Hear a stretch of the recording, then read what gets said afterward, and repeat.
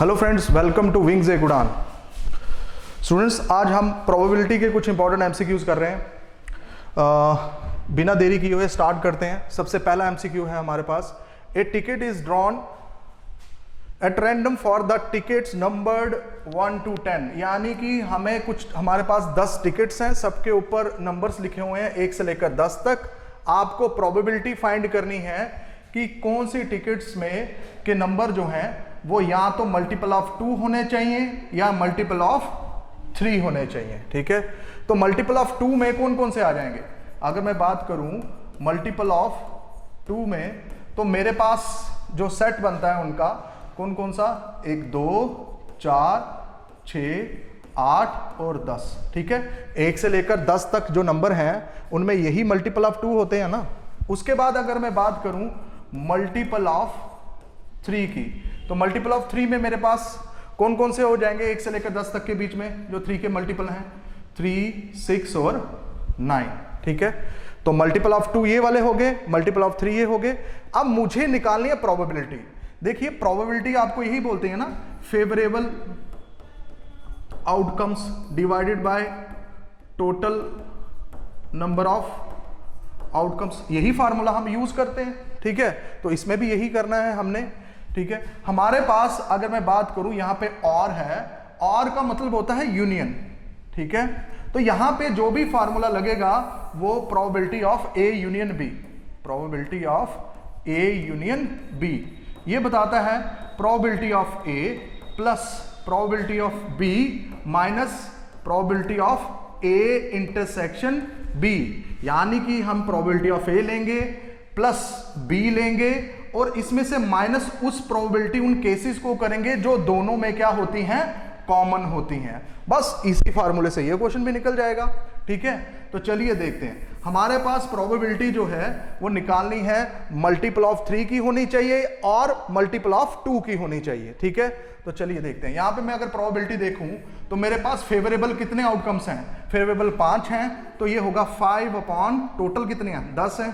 ठीक है, फिर और यानी कि प्लस, तो यानी कि हमारे पास कौन सी 3 की प्रोबेबिलिटी निकालनी है मल्टीपल ऑफ 3 के, तो 3 फेवरेबल हैं, टोटल मेरे पास 10 हैं। और कॉमन देखिए, इस बीच में एक कॉमन भी है, ये 6 और ये 6, तो एक बीच में कॉमन है, तो 1/10 निकल गया आपका आंसर। यहां पे आ जाएगा आपका 10, 5 + 3 - 1, यानी कि ये आपका आएगा 7/10। ठीक है, तो 7/10 इज द राइट आंसर। चलिए नेक्स्ट एमसीक्यू की तरफ जाते हैं। देखिए, नेक्स्ट एमसीक्यू बोलता है, a card is drawn from a well shuffled pack of 52 card. ठीक है, यानी कि आपके पास टोटल 52 कार्ड्स हैं, उसमें से एक कार्ड को आपने क्या करना है, सेलेक्ट करना है। What is the probability of being a spade और अ क्वीन? ठीक है, देखिए यहां पे भी सेम यही लॉजिक लगेगा, और है तो ए यूनियन बी वाला जो प्रोबेबिलिटी है वो लगेगी। ठीक है, तो स्पेड, अगर मैं बात करूं स्पेड की, क्लब की, हार्ट्स की और डायमंड की, ठीक है, तो ये दोनों मेरे रेड कार्ड्स होते हैं, ये दोनों मेरे ब्लैक कार्ड्स होते हैं। ठीक है, अब हर एक जो सूट होता है वो 13 कार्ड्स का होता है। ठीक है, 13 कार्ड्स, और इन्हीं 13 कार्ड्स के अंदर आपके 3 जो होते हैं वो फेस कार्ड्स होते हैं। ठीक है, कौन कौन से? आपका किंग, आपकी क्वीन और आपका जैक। ठीक है, सब में ये 3 होंगे। इसके अलावा अगर मैं बात करूं ऑनर कार्ड की, तो ऑनर कार्ड्स 4 होते हैं, उसमें भी एक किंग होता है, क्वीन होता है, जैक होता है, बस एक और ऐड कर देना होता है हमने, एस। ठीक है, तो ये सारे हमारे ऑनर कार्ड्स हो गए। तो यानी कि मेरे पास अगर देखूं तो यहां पे स्पेड मेरे पास कितने होते हैं? 13, और क्वीन अगर मैं देखूं सब में एक और एक इसमें होगी आपकी स्पेड में, एक क्लब में होगी क्वीन, एक हार्ट में होगी और एक डायमंड में होगी। तो टोटल मेरे पास क्वीन है 4 और स्पेड है मेरे 13। बस इन्हीं की मैंने क्या निकालनी है, प्रोबेबिलिटी। ठीक है, तो चलिए देखिए, प्रोबेबिलिटी टोटल आउटकम्स के ऊपर हमने लिखना होता है फेवरेबल आउटकम। तो मेरे पास स्पेड तो 13 कार्ड होते हैं, कितने में से? 52 में से। और मींस प्लस, ठीक है। क्वीन कितनी है मेरी? टोटल 4 है 52 में से। अब एक स्पेड में भी तो कॉमन है, जो कॉमन है उसको माइनस करना है, तो एक दोनों में कॉमन थी तो उसको माइनस कर दिया, ठीक है। तो आपका जो रिजल्ट है वो आ गया यहां पे 52 13 प्लस 4 माइनस 1, ठीक है। आ गया आपका 16 अपॉन 52, 4 4 16 4 13 सा, तो 4 अपॉन 13, तो ये इसका राइट आंसर, ठीक है। बढ़ते हैं नेक्स्ट एमसीक्यू की तरफ। देखिए यहां पे हमें दिया हुआ है ए और बी दो इवेंट्स हैं और यहां पे ए यूनियन बी की वैल्यू दी हुई है। तो अभी मैंने आपको एक फार्मूला बताया था, probability of A union B is equals to probability of A plus probability of B minus probability of A intersection B. कुछ नहीं करना, ये जो वैल्यूज दी हुई हैं इन्हीं में पुट कर देनी है हमने। ए यूनियन बी की वैल्यू कितनी है? 3/4। प्रोबेबिलिटी ऑफ ए निकालनी है, लेकिन आपको प्रोबेबिलिटी ऑफ ए नॉट की दी हुई है, ठीक है। ए नॉट की दी हुई है, ए की फाइंड करनी है। देखिए मेरे पास इसमें टोटल फेवरेबल, टोटल मेरे पास आउटकम 3 है, उसमें से 2 मेरे पास क्या है? नॉट ए हैं। तो ए कितने होंगे 3 में से? एक ही बचा ना, तो इस तरीके से डायरेक्ट आप नॉट निकाल सकते हैं, ठीक है। यानी कि 3 आपके पास टोटल आउटकम्स थे, 2 उसमें से नॉट ए हैं, ए नहीं है, तो ए कितने होंगे 3 में से? फिर एक ही होगा। इस तरीके से डायरेक्ट आप नॉट निकाल सकते हैं, जिससे आपका टाइम सेव हो जाएगा। यानी कि हम क्या करेंगे यहाँ पे, प्रोबेबिलिटी ऑफ ए जो है वो हमारी कितनी बन गई? 1/3 बन गई, ठीक है। नॉट ए दी थी 2/3, तो ए की हो जाएगी हमारी 1/3। उसी तरीके से बी की वैल्यू आपने फाइंड करनी है, प्रोबेबिलिटी ऑफ बी, और ए इंटरसेक्शन बी की वैल्यू आपको ऑलरेडी गिवन है, वो है आपकी कितनी? 1/4, ठीक है। अब कुछ नहीं करना, b को अपनी जगह पर रहने देंगे, इन सभी को इधर ट्रांसपोज कर देंगे। 3/4 minus 1/3 plus 1/4 is equals to probability of b। इन सब का एलसीएम आ जाएगा 12, ठीक है। यहाँ पे 9, यहाँ पे 4, यहाँ पे आ जाएगा आपका 3, ठीक है। निकल गई आपकी प्रोबेबिलिटी। देखिए 9 में से 4 गए 5, तो ये 5 प्लस 3 कितना हो गया? 8, 8/12 यानी कि 8/12, तो 2/3 इज द आंसर। निकल गया आपका, ठीक है। बढ़ते हैं आगे।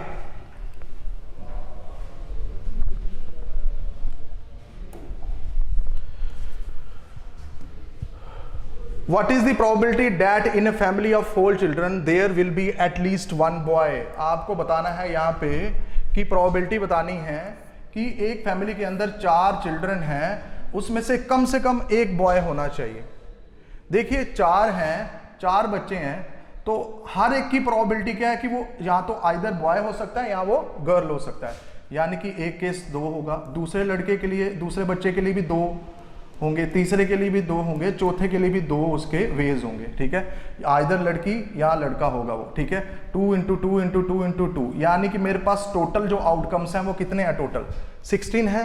अब मुझे बताना है कि भाई लड़के एटलीस्ट एक लड़का जरूर होगा। तो मैंने इस वक्त आपको जब कॉम्बिनेशन का जब मैंने रूल समझाए थे उसमें मैंने बोला था जब भी एटलीस्ट वाला आए तो सबसे पहले नॉट वाला निकाल लो, और वो आप फाइंड कर लोगे तो ईजी आपकी वैल्यू निकल जाएगी, ठीक है। तो यानी कि यहां से डायरेक्ट मुझे देखता है कि 16 मेरे टोटल केस हैं, उसमें से सिर्फ एक ही केस होगा जब इसमें से क्या होगा कि 4 लड़कियां होंगी, ठीक है, जब कोई भी बॉय नहीं होगा, ठीक है। यानी कि क्या होंगे वो चारों के चारों? जी जी जी और जी, गर्ल गर्ल और गर्ल। तो एक ही केस है, बाकी सभी में कहीं ना कहीं 1 या 2 या 3 लड़के तो होंगे ही होंगे। तो यानी कि एक ही केस है ना, तो यानी कि बाकी एक को छोड़ के बाकी सारे क्या हैं? बाकी सारे एटलीस्ट 1 बॉय वाले केसेस हैं। तो यानी कि 16 में से कितने आ गए? 15। तो डायरेक्ट आपका आंसर निकल गया, ठीक है, निकालने की जरूरत ही नहीं पड़ी। अब चलते हैं 5th एमसीक्यू की तरफ। देखिए 5th एमसीक्यू क्या बोलता है? 3 कॉइन्स आपने टॉस किए हुए हैं, आपको प्रोबेबिलिटी निकालनी है कि एट मोस्ट 1 हेड होना चाहिए। यानी कि एक हेड हो सकता है, एक से ज्यादा नहीं हो सकते, एक होगा या कोई एक नहीं भी होगा तो भी चलेगा, यानी कि ज्यादा से ज्यादा एक हेड होना चाहिए, उससे ज्यादा नहीं होने चाहिए। तो यहां पे 3 कॉइन्स टॉसिस कर रहे हैं, तो मेरे पास जो इसके आउटकम्स होंगे, देखिए एक कॉइन के 2 होते हैं, तो 3 कर रहे हैं, 2 इंटू 2 इंटू 2, तो टोटल मेरे पास कितने आ गए टोटल आउटकम्स? 8। ठीक है, तो मेरे पास जो टोटल आउटकम्स है वो 8 हैं। फेवरेबल कितने हैं वो देखेंगे, एट मोस्ट वाले फेवरेबल होंगे तो एट मोस्ट निकालते हैं। या तो मेरे पास केसेस जो होंगे फेवरेबल वो बनेंगे एटलीस्ट एट मोस्ट 1 हेड होना चाहिए। ठीक है, एक ये केस हो गया। ठीक है, दूसरा केस हो सकता है आपका हेड, बाकी 2 टेल्स हो सकते हैं। ठीक है, यहां पहले 2 टेल्स होंगे और एक हेड होगा, या सारे के सारे क्या होने चाहिए? टेल होने चाहिए, कोई भी हेड नहीं, क्योंकि एटमोस्ट 1 हेड होना चाहिए, उससे कम एक हो या एक से कम भी हो तो भी चलेंगे। तो टोटल मेरे पास कितने हैं? टोटल तो मेरे पास 4 हैं। ठीक है, तो बस कुछ नहीं करना, इन्हीं को लिख लेना है हमने। ठीक है, तो चलिए यहाँ पे हमारे पास 4 हो गए हमारे टोटल फेवरेबल और 8 हो गए हमारे टोटल आउटकम्स, तो ये आपका आ गया 1/2। तो इसका आंसर 1/2। ठीक है, तो चलिए आगे बढ़ते हैं। 6th MCQ में हमें दिए हुए हैं यहाँ पे कि 2 ब्लू बॉल्स हैं और 7 रेड बॉल्स हैं। ठीक है, तो मुझे एटलीस्ट 1 बॉल इज ब्लू करना है, ये फाइंड करना है। ठीक है, तो यानी कि जब भी आपको एटलीस्ट है तो हम ये फाइंड अगर कर लें 1 minus probability of not blue, तो इसको छोड़ के बाकी जितने भी होंगे वो सारे के सारे एटलीस्ट ब्लू होंगे। ठीक है, एटलीस्ट उसमें एक ब्लू जरूर होगा, तो बस इसी को हमने फाइंड करना है। तो 1 माइनस, ठीक है, तो मेरे पास टोटल देखिए मेरे पास 9 बॉल हैं। ठीक है, तो टोटल आउटकम्स कितने होंगे मेरे? 9C2, 2 सेलेक्ट करेंगे तो इतने तरीके से इनकी सिलेक्शन होगी। ठीक है, अच्छा मुझे नॉट ब्लू करना है यहाँ पे, नॉट ब्लू यानी कि मैं क्या करूंगा, रेड में से ही 2 बॉल को क्या करूंगा, सिलेक्ट करूंगा। ठीक है, तो यहाँ पे हमारा जो इसको मैं सिंप्लीफाई करता हूँ 1 माइनस, ठीक है, तो 7 को हमने 2 स्टेप, यहाँ पे 2 है तो 2 स्टेप पीछे लेके जाना है 2। ठीक है, जब इसको मैं करूंगा तो 2 ऊपर आएगा और 9 को 2 स्टेप हमने पीछे लेके जाना है। ठीक है, 3 2 6, 3 3 9। ठीक है, यहाँ से 2 और 2 ये कैंसिल हो जाता है, 2 और ये 4, तो यानी कि मेरे पास ऊपर सिर्फ 7 बचता है और नीचे मेरा 12। ठीक है, यानी कि 1 माइनस 7 अपॉन 4 3 12। ठीक है, तो 12 माइनस 7 अपॉन 12 यानी कि 5 अपॉन 12 मेरा आंसर। ठीक है, तो ये निकल गया। अब बढ़ते हैं हम 7th क्वेश्चन पे। ठीक है, what is the probability of having 53 Sundays और 53 मंडेज, और आया तो बीच में प्लस लगेगा और जो भी कॉमन होगा उसको बीच में से हमने माइनस करना है। आप देख सकते हैं यहाँ पे मेरे पास यहाँ पे पूछ रहा है लीप ईयर की, तो लीप ईयर में 366 डेज होते हैं। ठीक है, जब मैं 7 से डिवाइड करूंगा तो 7 हफ्ते निकल, कितने हफ्ते या वीक्स होंगे वो निकल आएंगे। जब मैं इसको 7 से डिवाइड करूंगा मेरे पास यहाँ पे आ जाएगा 52। ठीक है, करके देख लेते हैं चलिए, तो 7 5 35, यहाँ पे 2 14 और रिमाइंडर बचा 2। ये 2 एक्स्ट्रा डे है ना, ये डिसाइड करेंगे हमारी कि क्या प्रोबेबिलिटी है। ठीक है, ये 2 एक्स्ट्रा डे अगर मैं बोलूं तो क्या क्या हो सकते हैं? संडे हो सकते हैं, संडे और मंडे, मंडे और ट्यूसडे, ट्यूसडे और वेडनेसडे, वेडनेसडे और थर्सडे, थर्सडे और फ्राइडे। ठीक है, फिर उसके बाद सैटरडे, फ्राइडे और सैटरडे। ठीक है, नेक्स्ट आपका सैटरडे और संडे। ठीक है, तो टोटल मेरे पास कितने हैं? ये 7 हैं, 1 2 3 4 5 6 और 7। ठीक है, तो ये 7 है मेरे पास, ये 2 दिन की प्रोबेबिलिटी इनमें से निकलेगी। ठीक है, जो 2 एक्स्ट्रा डे हमारे बचे हैं। ठीक है। तो संडे में जो होंगे उसमें हम देखेंगे संडे वाले लेंगे टोटल। तो संडे एक ये हो गया, दूसरे संडे वाला ये हो गया, तो संडे और ये दो हैं हमारे संडे, तो यानी कि 2 अपॉन यहाँ पे कितने हैं टोटल, ये 7 बनाए हैं हमने ये हो गया, प्लस और का मतलब प्लस मंडे वाले केसेस भी हमारे पास 2 ही आ रहे हैं, ठीक है। एक यहाँ पे है मंडे, ठीक है, और एक यहाँ पे है, तो 2 ही आ रहे हैं, तो 2/7। लेकिन ये दोनों हमने जो प्रोबेबिलिटीज ली हुई हैं किस किस की, संडे की और मंडे की, इन दोनों में देखिए संडे और मंडे ये कॉमन है, एक केस कॉमन है, तो जो एक कॉमन है उसको बीच में से क्या कर देना है, हमने माइनस कर देना है, ठीक है। तो आपका रिजल्ट निकल जाएगा। देखिए यहाँ पे आ गया 7, 2 + 2, फिर -1 आ गया 3/7, तो 3/7 इज द आंसर, ठीक है। अब नेक्स्ट एमसीक्यू करते हैं। देखिए नेक्स्ट एमसीक्यू में क्या है, यहाँ पे लिखा हुआ है, a husband and wife appear in an interview for 2 vacancies in the same post, ठीक है। 2 वैकेंसीज के लिए उन्होंने अप्लाई किया है, ठीक है, सेम पोस्ट के लिए। What is the probability that the selection is husband selection is 1/5 and wife selection is 1/3? What is the probability that only one of them will be selected? तब आपको सिर्फ एक को सेलेक्ट करना है, ठीक है। प्रोबेबिलिटी हस्बैंड की भी दी हुई है, वाइफ की दी हुई है, सिलेक्ट आपको एक को करना है। तो सबसे पहले केस 2 बनेंगे, यानी कि मैं हस्बैंड को सिलेक्ट करता हूं, तो हस्बैंड की सिलेक्शन होगी 1/5 तरीके से, ये बताया हुआ है। एंड मैं वाइफ को सिलेक्ट नहीं करूंगा, वाइफ की सिलेक्शन की प्रोबेबिलिटी है 1/3। देखिए 3 में से 1 है, ठीक है, तो यानी कि बाकी 3 में से कितने बचे, 2/3, तो ये हो गया नॉट सिलेक्शन वाला केस, तो यानी कि इंटू 2/3, ठीक है। उसके बाद और अब मैं क्या करूंगा, वाइफ को सिलेक्ट करूंगा, यानी कि 1/3 वाइफ सिलेक्ट होगी, और नॉट किसको सिलेक्ट करना है, किसको नहीं सिलेक्ट करना है, अब हस्बैंड को। हस्बैंड की सिलेक्शन तो हमें दी हुई है 1/5 उसकी प्रोबेबिलिटी, यानी कि 5 में से 1, बाकी 5 में से कितने बचे, 4, तो 4/5 हो गया नॉट सिलेक्शन, तो यानी कि 4/5 नॉट, ठीक है। एक को सिलेक्ट किया, दूसरे को डी सिलेक्ट, एक को सिलेक्ट किया, दूसरे को डी सिलेक्ट किया, ठीक है। अब इसको करके देखते हैं, ठीक है। ये आपका आ गया कितना, 15, ऊपर 2 + 4, यानी कि 6/15।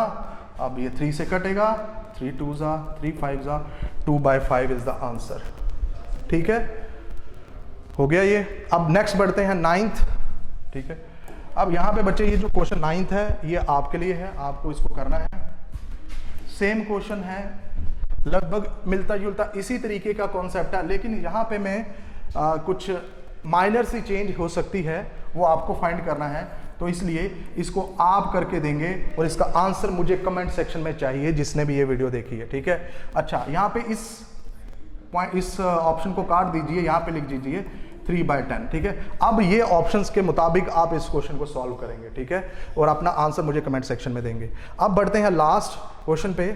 हमें क्या सेलेक्ट करना है, हमें बताया हुआ है 2 letters are drawn at random from the word home. आपको बताना है कि 2 लेटर्स जो हैं वो आपने ड्रॉ करने हैं, किससे, होम से, ठीक है।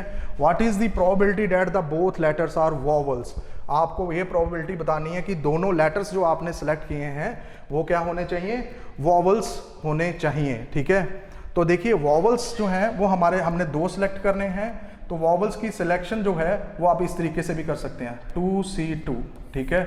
अब टोटल जो है हमारे पास कितने हैं, टोटल मेरे पास 4 हैं, तो 4 में से टोटल निकालने हैं, ठीक है, तो यानी कि 4C2, ठीक है।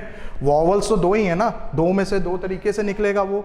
अब आपके पास टोटल वर्ड्स कितने हैं, टोटल आपके पास 4 है, उसमें से 2 आपने सेलेक्ट करने हैं, ठीक है। तो ये हो गया वॉवल्स की सिलेक्शन, ये होगी टोटल सिलेक्शन, 2 किस तरीके से सिलेक्ट होते हैं। अब इसको सॉल्व करेंगे, ठीक है। आपको पता है NCN किसके बराबर होता है, 1 के, तो ये 1 आ गया।